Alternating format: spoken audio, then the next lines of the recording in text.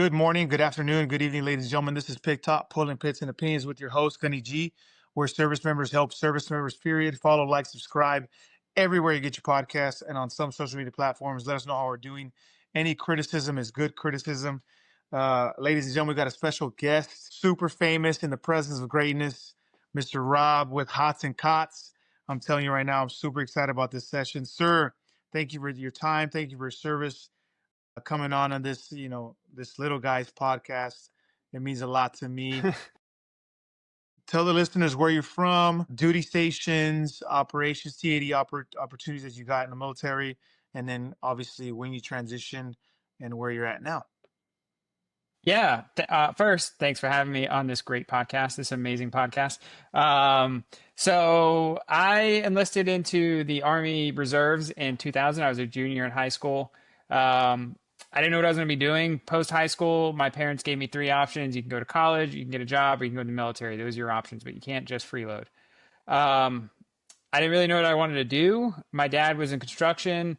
My mom, at the time, my parents were divorced. She was an office administrator for a doctor's office. And I didn't have the greatest home life, like direction wise. So as the Army recruiter for the reserves was like, hey, it's 1 weekend a month, 2 weeks a year. You can do some deployments here and there, like TDY type stuff, whatever. And this was 2000, my junior year of high school. So I said, sure, let's do it. My dad and grandfather were Navy prior. They didn't get to me first. The Army did. And I was like, sure, let's do it. So I did a basic junior year of high school, came home, finished my senior year, and then I went and finished my AIT for personnel administration, which is, I don't know what that would be on the Navy side, but it was basically doing whatever it is paperwork wise. And then I graduated. I finished my final PT test on 9/11. As I was walking into the day room, that's when like everything was going down. And it's like one of the few times you saw folks gathered around the TV in the day room, just eyes wide open, wondering what was happening. So graduated from AIT. A couple days later, I got to my reserve unit and they said, welcome to your reserve unit. You're being deployed to Fort Stewart in Georgia, because we were a garrison support unit. So 3rd ID, Fort Stewart went forward. And then our unit was to maintain and keep base operations going. And I was working at the G2 level doing security briefs and such on Intel. And I did that. I did a couple deployments there, finished up my time in the reserves. And then I was in North Carolina and I saw a National Guard commercial, and National Guard was like, hey, you can support your community. You can still same thing with the reserves. And I was kind of missing it, didn't want to get out. So I was like, sure, let's do it. So I went and re-enlisted. The recruiter was like, hey, it's a new unit. You're not going to really probably deploy. You'll probably be fine. And then Big Army was like, we're going to move you from that unit that you weren't going to get deployed in to this other unit. And we're also going to reclass you to a 92 Fox to be a fuel.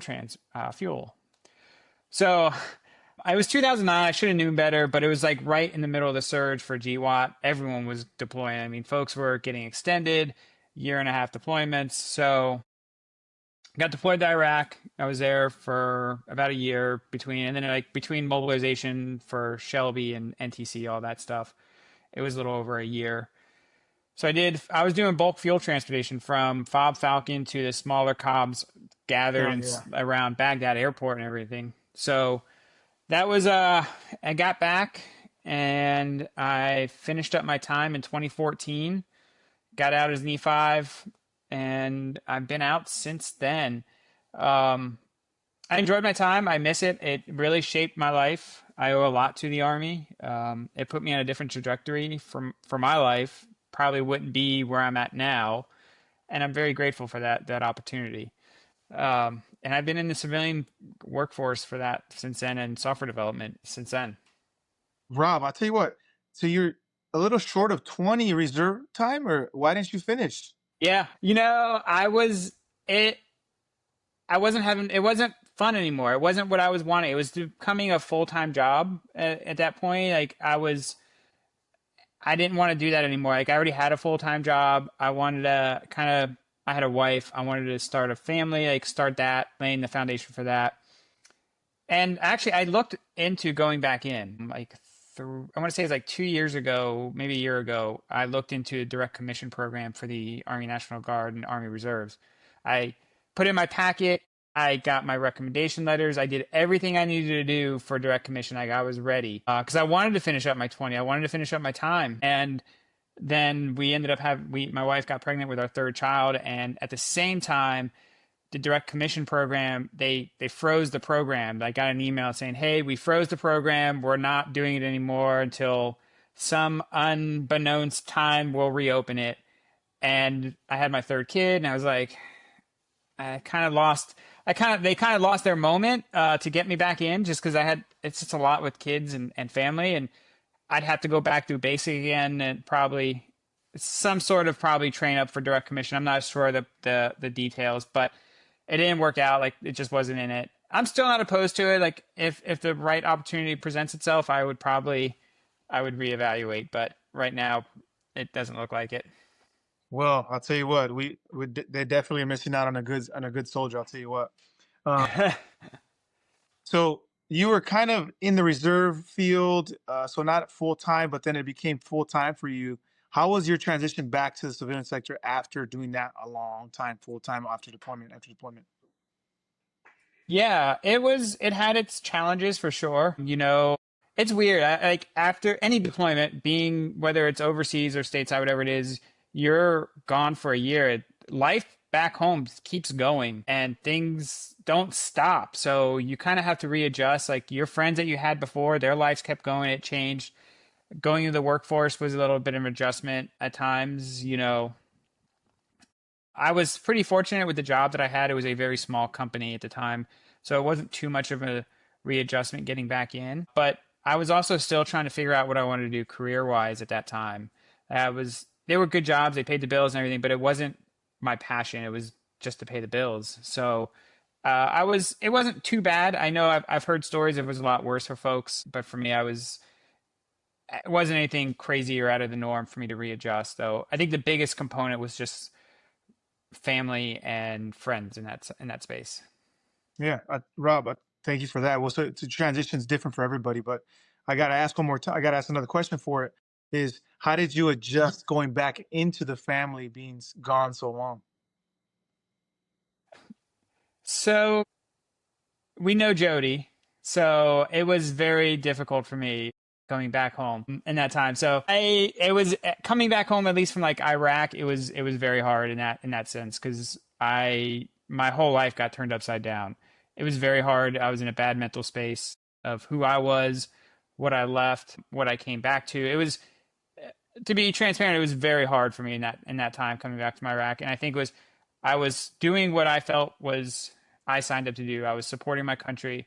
I was fulfilling my contract and everything that comes with being a soldier, whether it's or I mean everything that comes with being in the military, really. And then I came back home and I didn't have a wife anymore. Really, it was very complicated. It was, and it's you start really getting in your head of wondering, like, could I have done something different? Did I make the right decision? So it took some time, and counseling was very helpful. The VA had choice options for me to help me and get me through that time in my life, and I'm very grateful for that. Yeah, I like to weave things back in, so we're gonna bounce around a lot. So we're gonna right into the mental health aspect. Is Yeah, what did you let's struggle do it. with mentally, and who got you out of it outside the VA? Did you have something directly, indirectly? Who helped you facilitate that space?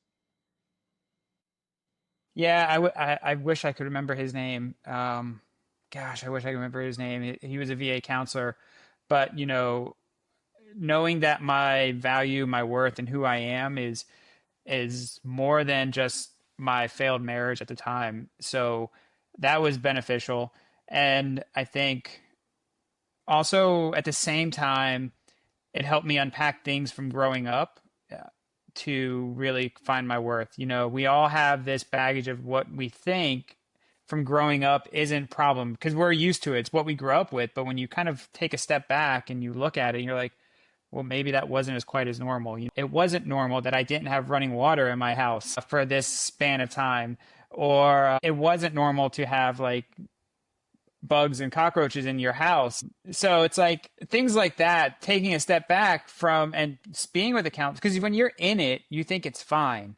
You think, okay, this is normal. There's other people like this, but when you really grow up, you unpack this stuff, this baggage, you realize, oh, it's not normal, and you start then finding all this stuff, finding who you are, you get your footing, and finding what your self-worth is. Good.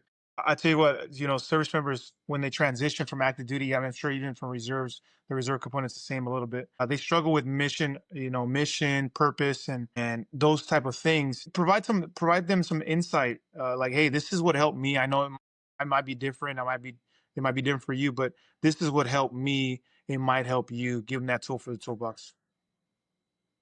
You know, I can't speak for everybody. I could speak for me. Part of why I joined the military, and there's many reasons. I look back on my life, there's many reasons why I probably joined the military, but the one that sticks out is like I like giving back. I like helping people. And it's part of the drive and the purpose I find with Hots and Cots is that I'm finding my ability to help people and advocate for them to make things better for them. And I think, in my day-to-day job, I like my day-to-day job. Do I find it's going to be is it giving me purpose? Is it making a large impact at the end of the day? Probably not. But I feel like what I've been doing with Hots and Cots for the last 2 years, it is making an impact on people's lives. And I see that in emails. Like I just got an email today from an NCO for something I'm working on, and he's like, "I appreciate everything you're doing and being there and advocating for us." And I don't really get that in my day to day job, and the impact I'm in that capacity. So for me, finding that purpose is what is important to you. And I think that's going to be different for everybody. Maybe that's family. Maybe you want to be a stay at home parent, mom or dad, and you find purpose in that. That's great. I think you have to sit with yourself and figure out what you want in life and what that purpose is going to be. That's good, Rob. I appreciate. I struggle. I mean, I'm sure I struggle with it on a daily, finding purpose and what is my purpose, and my faith helps me with that, right? And I'm sure with others, it's the same thing. So find purpose for those listening. Find purpose. You're obligated to something. Somebody wants you here. That's purpose enough. So thanks for that advice, Rob. I Yeah. appreciate it. You mentioned Hots and Cots. We got to talk about it. You know, I'm Yeah. in the presence of greatness, right? A software developer, an app developer, and super famous on Twitter. I mean, it's my pleasure to be in the presence of greatness in Hots and Cots. How did you get to where you're at, and then Hots and Cots? How did that come about, anyways? Yeah. So, so when I first joined the reserves and my first deployment working in the G2, like I mentioned earlier, I didn't really have a direction. I didn't know what I wanted to do. Like my dad was in construction. I just felt like that's what I was going to do was be working in the sun till I'm whatever, however years old, getting beat up by the sun. But I was fortunate that the NCO that I worked with, he took me under his wing. He had an IT consulting business. Now, keep in mind, this is like early 2000s. This stuff is very new. There wasn't really social media or anything of that nature. MySpace was 2003. So he took me under his wing. He got me familiar with computers, setting up Nipper and SipperNet, email accounts, like all the kind of the basic tech stuff. And it kind of resonated with me, and I stuck with it. And then I eventually fast forward to I think 2009. I'm not even sure now. I got my bachelor's in information technology finally after I graduated high school 2001. So I mean, it shows you college wasn't my thing until much later in life, and I didn't get to go to college really because of the Army. Army got me to college, and I wouldn't have had that opportunity. So I stuck with information technology. I started getting deeper into computers and working with that. And then eventually 2019, I wanted to get into software development. And, the military gives us a lot of skills, that drive to overcome obstacles and barriers in life. And I just picked up software development. I self-taught myself how to do software development. I grabbed onto some videos. I didn't go to school for it. I understood some basic concepts, and I self-taught myself software development and got into app development. And I released some apps here and there just kind of for fun, and they didn't really take off. Everyone wants to have that one app that takes off and they become a billionaire, like whoever created Instagram and Meta bought them out or whatever. So I did that. I just started playing around with apps, and then 2023, the government accountability report came out that talked about the Army barracks, and it drew and it paralyzed these barracks issues to not just Army but to other branches, and the kind of the discrepancies in how barracks are rated, how commands view barracks, and the quality of life issues. I was chatting with a friend who's also was prior service, and he's like, you need to create an app that is like Yelp, where you can rate your barracks and dining facilities. Like, that would be tremendous for those living in the barracks. Hots and Cots was born kind of. I started writing code and got it out and shipped it, and it's taken off from there since and 2023, and it'll be 2 years this year. It was late 2023, so I think October will be 2 years. Wow. Is Hots and Cots like an anonymous tool where I can report like this barrack sucks or this chow hall is not that good? Yeah, so that's a great question. So it's all branches, and it's like Yelp or Google Map reviews or Amazon products. Like when you review everything these days, like you go to the dentist or you go somewhere, you're gonna get a text like an hour later saying, "Hey, how rate your experience? What was it like?" So you can, it's essentially the same thing. Yelp for barracks. If your barracks is great, you can give it 5 stars. You can upload a picture or a video, and then you pick your installation, and then you can answer some additional questions. Like if you're reviewing a product on Amazon, you could say, was this product to your liking, or did those shoes fit you like it says it did, or did that shirt fit you? You can do something similar with Yelp, where how many where was the laundry located? Was it on your floor? Was it in your building? Was it in your room? Was the pest? What type of amenities do you have in your room? And those are all optional questions. Like the barrier for a review is very low. It's like 30 seconds. Everyone has a smartphone. I wanted it to be quick. And you can rate your facilities, your dining facilities, and or I think it's, what is it, mess hall? What is it in the Marines? Is it chow Chow hall, hall. mess hall, or galley? Is that it? Maybe, yeah. Yeah. So and you can, so it's all branches, and that's what it's for. And but it's also for like the negatives. So if it's a 1 star, it's a 1 star. Because at least on the Army and from my understanding, the Marines and Navy and all branches is if you're going into the barracks or the dorms or whatever it may be, you don't know what your rooms are going to look like. You don't know the conditions. They may be great, they may be bad, but if you're a company, if you're going with a family, you may get off post housing. If you're going to be on post housing, you can see the type of the layout of the house. You can see the work order history, but you don't get that. Whatever you get is what you're going to get if you're junior enlisted. That's kind of the appeal of Hots and Cots is like if you're PCSing or you're going to a new station, you can go look it up and see what it looks like and kind of get the vibe, the kind of feel of what others are saying about that installation. I like that. I didn't know that you do also do base housing. I do, yeah, you can do on-base housing. I don't do like the layout, but if you are PCSing or your family, you have those options to get that information. But you can, with Hots and Cots, you can rate your on-base housing and such for sure. There's a little toggle that says, "Is this a housing review?" Well, I'm going to be on there for when I PCS from Washington State and their housing. I would have liked to known that none of the base housing had AC, and it's only 100 degrees in the summer. Yeah, So we're freaking right. just dying with our windows open. That would have been nice to know. I would have been living off grease. Um, but that'll Yeah, be you on the could have review made a for different sure. decision of where you wanted to go, possibly. Right. That would have been a big decision, right? Because my wife was pregnant at that time with number five, and it was miserable at night. Oh my goodness. Anyways, Oh but that's yeah. good to know, Rob. I appreciate that. Now I know when I PCS you, that's going to be on my review. So anybody PCS in Washington, just know there's no AC in base housing. 90% of it. But Well, don't worry then. You'll fit in with the folks in the barracks. right, right. I don't feel bad. I don't feel bad too bad, or excuse me, too bad. But Hots and Cots, you're in Congress now. You're meeting up with big wigs in the army. Tell me about that. How did that blow up so quick? Yeah, so I did. I met with um so when I launched Hots and Cots, I didn't think I I figured it would catch on. I didn't think it would catch on the way it has. I figured it would probably catch on, and then DoD or somebody would knock on my door and say, "Hey, you got to shut this down. You can't be doing this." But so far, it hasn't happened. So December, I got a chance to meet with some members of Congress and talk about it, and I will also have these one-off meetings with members of Congress, like staffers and people of Congress as well. But it was when the Secretary of the Navy went to Guam and he saw the barracks conditions.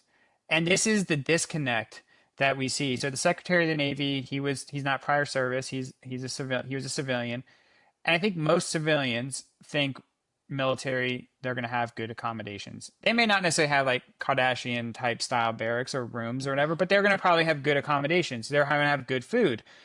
And that's not really the case. So if you, I spoke with a good friend of mine, and he didn't realize that the conditions of the military barracks were as bad as they were when I shared with him this stuff. So Secretary of the Navy shows up to Guam and is appalled by the barracks there. He can't believe that the service members are living in those conditions.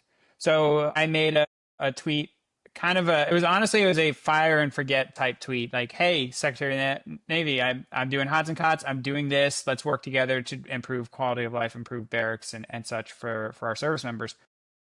And then I was actually going camping with my kids. And I kind of, like I said, I fired it off as I was packing up my truck to go. And then I didn't think anything of it. And then I got a message saying, hey, check your DMs from somebody from the Secretary of the Navy's team. And I was like, oh my gosh. This was like a couple days later. And I was like, oh man, this can't be right. And then sure enough, it was one of the member, the, I think it was the chief of staff from Secretary of the Navy. And we chatted, and we're actually still in the works on trying to make that meeting work. So we're just trying to get schedules to align, because Secretary of the Navy, he's a very busy man, and he's going around different installations, getting the lay of the land, so I can completely understand. And then I was like, well, let me try this again with the Secretary of the Army. And so I did something similar. I said, hey, it was actually kind of a follow up kind of to that post. And then like a day or two later, I got a message from his comms team saying, yeah, let's chat. And we had a meeting, and we actually have something on the books coming up to meet in person. So I'll be heading up to the Pentagon to meet with the Secretary of the Army to talk about Hots and Cots and what we can do to work together. Because the roadblock that I run into is I'm not an officially endorsed DoD app. So leaders, while they find value in what I'm doing, they can't endorse it. They can't go to their service members, whoever it is, and say, hey, go use Hots and Cots to post your reviews, whether they're good or bad. Because there are a lot of leaders out there. One of the questions I get asked is, do leaders push back? And I'm like, no, quite the opposite. They like this. They want to fix these issues. The problem is that information is not getting bubbled up to them. They want this information to fix these issues. So because I'm not an officially endorsed app, they can't go and say, hey, go use Hots and Cots. And that's what I'm trying to accomplish with these meetings. Like, hey, I want to work with you. I want service members to be able to use this, and you use this data to make informed decisions and know what your service members are facing. Wow. Holy crap, Rob. If once you get that, and I'm just, speaking this into fruition here, that DOD little Pentagon symbol on the Hots and Cots, that's going to be fire, dog. Whenever that happens, hey, I'm saying it now. It's going to happen because it's going to happen. But that's wild to think that, you're already in play. People already know your name. People know the app, and it's gonna happen because it's the dominoes already fell. People already contacted you. Now it says we got to sync up, and it's getting to yes. It's just taking a little longer than usual, but you understand why. That's crazy, Rob. I'm in the presence greatness. I got to make an app now, a military app. I'm hoping, and this, I want to make a difference on these with these soldiers living and service members living in barracks, like because these are real issues they have, and if I can make their quality of life a little bit better when they're back home, I mean that's great. Being deployed is another thing. That's a whole other situation. Like you're being deployed is part of it. You're gonna have crappy living situations. You're probably gonna have to eat crappy food for a little while, whatever that may look like. But when you go home, like you want to have clean barracks, clean rooms, no mold. You want your AC working if you have an AC installed in your place.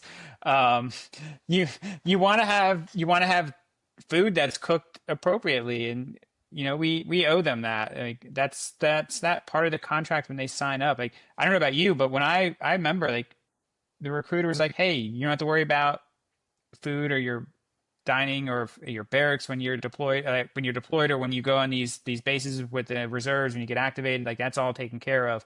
And even for like active duty, they tell you that, I'm sure they told you some sort of similar spiel. So I mean, I think part of that is there's this.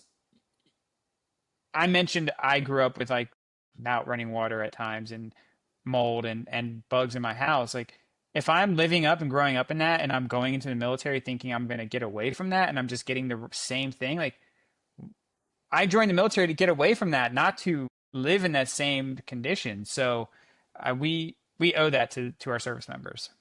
That's what's up, man. That's a you transitioned back a little bit ago, a couple years ago, and now you're giving back to the community in a very impactful way. I appreciate it. I appreciate that. I'm sure young service members appreciate it too. This is Rob. I know your time's precious. You got things to do, and we're not. Me and you are not getting paid for this. Maybe you are, but I'm not. Right? Nope, no, I'm not. But You here's and your me both are. plug. Here's your plug. Any last day rounds for the listeners? The floor is yours, and then we're gonna execute. Yeah.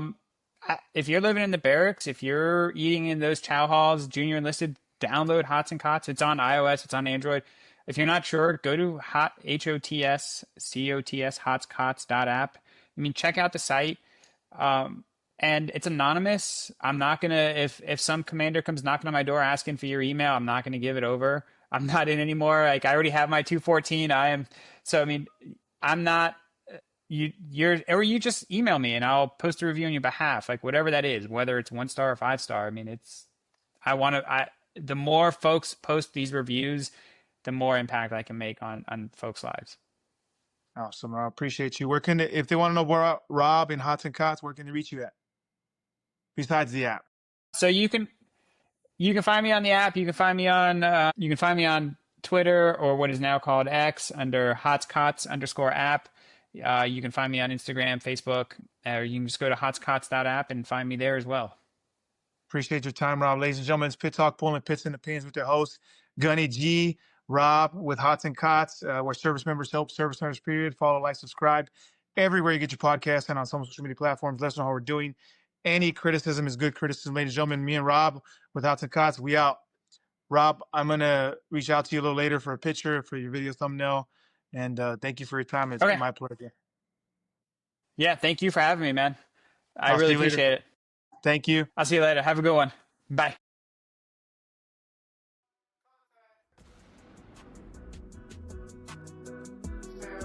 Stand by, contact. Fire.